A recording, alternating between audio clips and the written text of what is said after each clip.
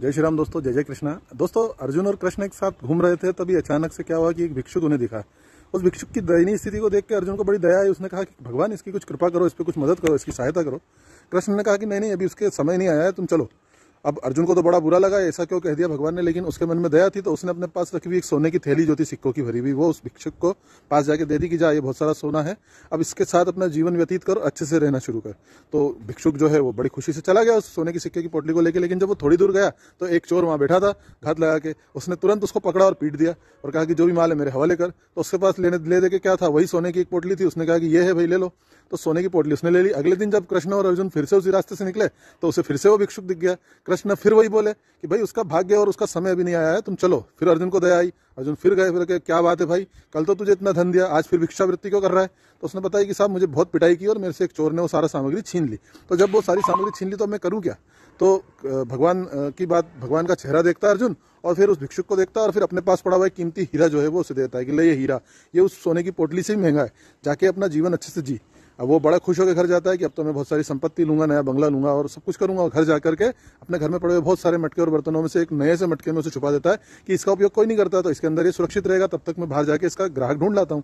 वो बाजार चले जाता है बाजार जाकर के वो ग्राहक ढूंढता है, लेकिन उसकी पत्नी उसी समय घर आती है और वो कहती है कि आज मैं पानी भरने जाऊंगी, लेकिन आज नया बर्तन लेके जाऊंगी। तो वो इतने सारे मटके छोड़ के उसी मटके को लेके चल देती है जिस मटके में उसने हीरा रखा था। वो जाती है नदी में और मटके को डालती है पानी में और बाहर निकालती है। अब इस बीच में हीरा जो है नीचे नदी में गिर जाता है और वो व्यक्ति पुनः जो है वो भिक्षुक का भिक्षुक ही रह जाता है। तो इस प्रकार से उसके पास कुछ भी संपत्ति, ना धन सोना बचा, ना हीरा बचा। वो फिर से तीसरे दिन भिक्षावृत्ति करता है। इस बार कृष्ण को दया आती है और कृष्ण कहते हैं कि भाई तेने क्या किया। तो उसने बताया कि साहब मैंने घर में इस तरह से छुपाया था और वो मेरी पत्नी जो है नदी में डाल गई। तो कृष्ण उसे कहते हैं कि जा तू, तेरे भाग्य अच्छा नहीं है, 1 रुपए का सिक्का, एक कोई सिक्का था सोने का, ये सिक्का तेरे पास रख और इसके साथ अपना जीवन जी। तो वो चला जाता है। जब वो जाता है तो क्या होता है कि वो कहता है यार 1 रुपए का होगा क्या, इस सोने के एक सिक्के से क्या मिलना है मुझे। तभी उसे उधर से आता हुआ एक माझी दिखाई देता है जो बहुत सारी मछलियां टोकरी भर के लाता है और उसकी टोकरियों में जो मछलियां थी, उस मछलियों में से एक मछली जो थी बड़ी तड़प रही थी। तो कहता है यार ये मेरे पास एक सिक्का है, ये मछली मुझे दे दो। तो वो तुरंत उसे मछली दे देता है।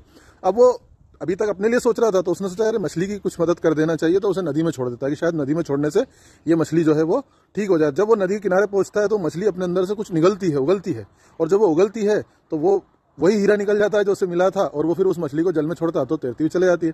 वो बड़ा खुश होता है और चिल्लाने लगता है कि मुझे मिल गया, मुझे मिल गया, मुझे मिल गया।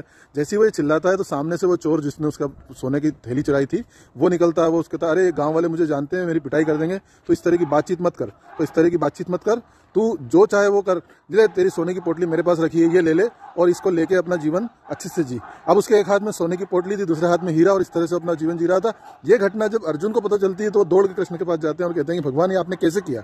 तो वो कहते हैं कि भाई मैंने कुछ नहीं किया, दरअसल जब तुमने उसे सोने के सिक्के की थैलियां दी या हीरा दिया तब उसने अपने लिए व्यक्तिगत स्वार्थ के लिए सोचा, लेकिन जब मैंने उसे एक सिक्का दिया तो उसने दूसरे जीव की प्राण बचाने के लिए इसके बारे में विचार किया। जब व्यक्ति अपनी जगह दूसरों के लिए विचार करता है तब परमेश्वर भी उसकी सहायता करता है। देखो, दूसरे की चिंता की तो वो दूसरा तो बचा ही, उसका जीवन भी साधुवाद हो गया, वो जीवन में भी संपन्न हो गया। इस तरह से हमारा जीवन भी सक्षम और संपन्न बनता है। कैसी लगी कहानी जरूर बताइए। जय हिंद, जय जय भारत।